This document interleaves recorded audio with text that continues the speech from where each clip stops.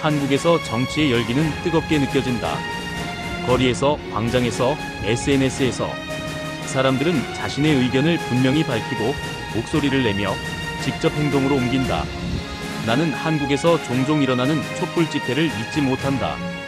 수십만 명의 시민이 거리를 메우고 아이들과 노인이 함께 촛불을 들고 있었다. 군중은 함성을 질렀지만 매우 질서정연했고 쓰레기 하나 없이 해산했다. 이것은 분노가 아니라 신념이 만든 예술과도 같았다.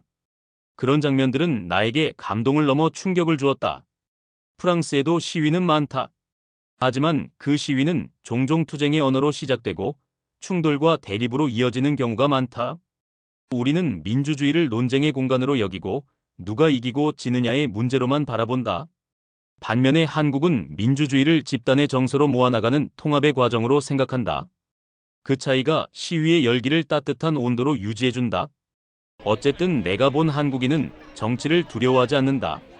오히려 정치에 대해 논하고 분노하고 실망하면서도 우리의 일로 받아들이고 나서야 할 때는 분명히 나서는 민족이다. 프랑스인들도 정치를 두려워하지 않지만 우리의 일로 받아들인다기보다는 나의 일로 받아들이는 경향이 크다. 하지만 나는 다른 장면에서 또 다른 한국인을 보았다.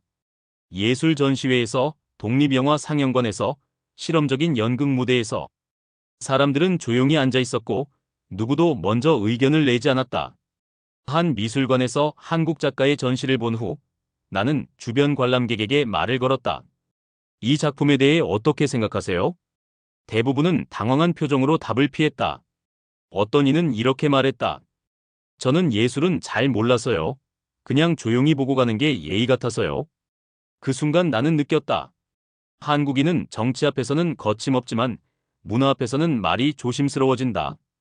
프랑스에서는 반대다.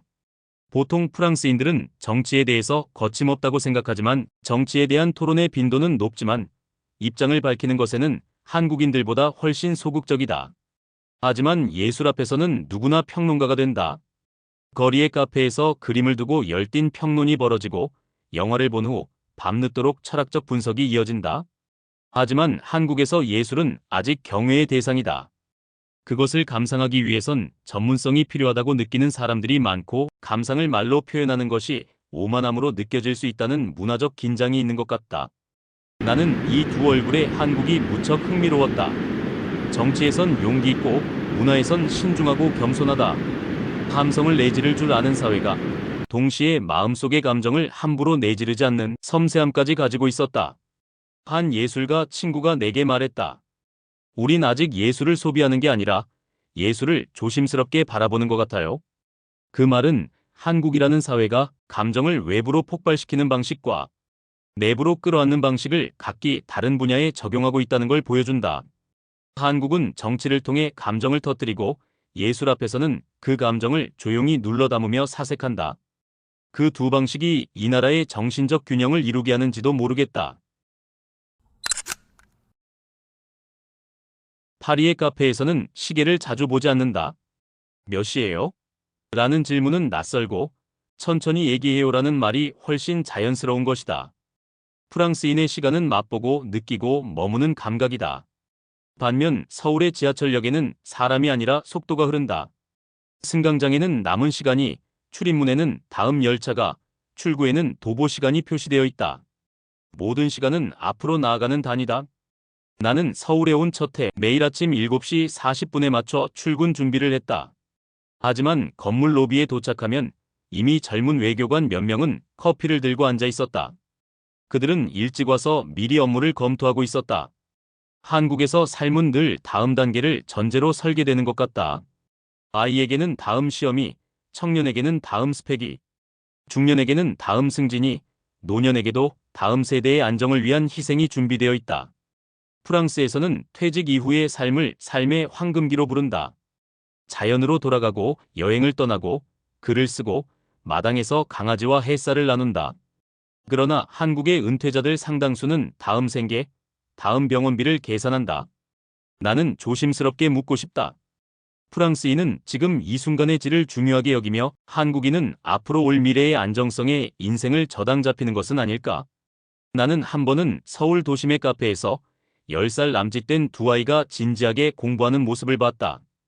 영어 단어를 외우고 수학 문제를 푸는 그들의 옆에는 노트북을 펴고 일하는 어머니가 앉아 있었다. 그 장면은 아름다우면서도 뭔가 먹먹하기도 했다. 프랑스였다면 그 나이의 아이들은 나무에 매달린 채 사과를 따거나 거실 바닥에서 물감을 튀기며 놀고 있었을지도 모른다. 하지만 한국에서 현재는 늘 미래를 위한 연습이다. 밥을 먹는 시간도, 영화를 보는 시간도, 심지어 산책조차도 그 이후에 올 다음 일정에 맞춰 조정되는 것이다. 이러한 삶의 속도는 놀랍도록 생산적이지만 때때로 자기 자신을 만날 여유를 앗아가기도 한다. 어떤 한국인 친구가 내게 말했다. 요즘 제일 무서운 건 아무 일도 없는 주말이에요. 그게 불안해요. 그 말은 농담이 아니었다. 그는 멈춘다는 감각 자체를 두려워하고 있었던 것이다. 나는 가끔 생각한다. 만약 시간이 커피라면 프랑스인은 그것을 천천히 마시는 사람이고 한국인은 그것을 한 번에 삼켜버리는 사람이라고. 나는 여전히 이 나라를 완전히 이해하지 못한다. 20년을 살았지만 이따금 한국은 조용히 놀라움을 주는 민족으로 나의 가슴 속에 깊이 각인되었다. 식당에서 물수건을 내밀며 건네는 아주머니의 무표정한 정중함, 지하철에서 잠들었어도 정확히 자신의 역에서 일어나는 사람들, 겨울 아침, 눈이 쌓인 도로에서 누가 시키지 않아도 삽을 들고 나와 골목을 치우는 사람들, 엘리베이터 문이 닫히기 전 뛰어오는 낯선 사람을 기다려주는 순간의 배려, 직장에서 회의가 끝난 후에도 회의실 정리를 서로 미루지 않는 문화, 편의점에서 거스름 돈을 받지 않고 그냥 기부함에 넣어주세요라고 말하는 젊은이, 지하철에서 노인을 위해 아무 말 없이 일어나 자리를 비워주는 학생, 명절 연휴, 마지막 날 고속도로 정체 속에서도 경적도 거의 울리지 않고 차분하게 기다릴 줄 아는 사람들, 그리고 이름도 모른 채 몇 년째 매일 같은 시간에 인사만 나누는 동네 아주머니의 잔잔한 미소. 이 나라 사람들은 표현이 화려하지 않다. 하지만 그들의 선의는 예고 없이 조용히 그러나 반복적으로 나를 감동시켰다. 나는 여전히 이 나라를 완전히 이해하지 못한다. 그러나 오히려 그 이해할 수 없음 속에서 나는 한국이라는 사회의 깊은 결을 본다. 그것은 단지 사람들의 습관이 아니라 수천 년 이어진 문화와 집단적 기억의 승화가 아닐까? 이 나라 사람들은 함께 살아야 한다는 전제를 몸으로 기억하고 있는 민족인 것 같다. 삼국시대부터 이어진 공동체적 농경문화, 고려와 조선을 지나며 뿌리내린 유교적 가족 중심주의, 그리고 일제강점기와 전쟁을 거치며 각인된 서로가 없으면 살아남을 수 없다는 집단적 생존 감각은 오늘날까지 그들의 일상 속에 흐르고 있다. 언젠가 나는 시장 골목에서 무겁게 짐을 든 노인에게 다가가 대신 들어주는 청년을 보았다. 그것은 단순한 친절이 아니었다. 그에게 그건 당연한 일이었다. 이처럼 한국인은 낯선 이를 향한 공감 능력이 유난히 크다. 나는 이 특성이 단절과 분리보다는 연결과 통합을 전제로 한 문화적 혈류에서 비롯된다고 생각한다. 프랑스에서는 개인이 하나의 주체로서 세계를 구성하지만 한국에서는 개인이 사회라는 관계망 속의 한 점으로 태어난다. 하지만 그 점은 절대로 고립되어 있지 않다. 상대와의 거리, 표정, 말투, 침묵까지도 모두 함께 살아가는 기술로 작동한다. 이 모든 것은 정이라는 한국적 개념 안에서 이해될 수 있는 것 같다. 정은 단순한 친절이 아니다. 그것은 시간을 공유하며 쌓이는 감정의 끈, 말로 설명할 수 없는 마음의 자녀, 그리고 역사적 고난 속에서 살아남기 위해 스스로를 지켜낸 감정적 연대의 언어가 아닐까? 또한 한국인은 무언가를 요구하지 않음으로써 배려를 실천하는 민족인 것 같다. 한국인은 내가 먼저 말을 하지 않아도, 요청하지 않아도 상대가 필요할 것을 먼저 예상하고 움직이는 경향이 강하다. 그것이 한국의 경제를 급성장시키고 세계적인 대기업을 만들어낸 비결이기도 한 것 같다. 한마디로 한국의 모든 서비스는 매우 친절하고 섬세하다. 이러한 친절함과 섬세함은 수백 년에 걸쳐 체화된 유교적 예의 철학 속에서 비롯된 것이 아닐까? 나와 같은 서양인에게 한국은 설명되지 않는 민족이다. 그들은 이성과 논리를 앞세우지 않고 기억과 몸, 감정과 공동체를 앞세운다. 나는 이 민족을 이해하지 못한다. 하지만 그들의 역사를 조금 알게 되고 그들의 문화에 오래 머물게 되자 이제는 그들을 느낄 수 있게 되었다. 그 감정은 설명이 아니라 향기로 남았다. 그리고 나는 그 향기 속에서 한국이라는 민족이 지금까지 살아남을 수 있었던 이유를 조용히 받아들이게 되었다. 이 나라는 여전히 내가 다가갈 수 없는 수많은 모순을 안고 있다. 속도와 정체, 고요와 분노, 격식과 감정, 유교와 디지털. 그러나 그 모순은 끊임없이 충돌하면서도 하나의 유기체처럼 평화롭게 흘러간다. 한국은 설명할 수 없는 사회다. 그래서 더 기억에 남는다. 그리고 나는 깨달았다. 이해하지 못해도 사랑할 수 있는 것이 있음을. 그것은 논리도 아니고 이론도 아닌 시간이 나를 바꿔놓은 감정의 구조였다.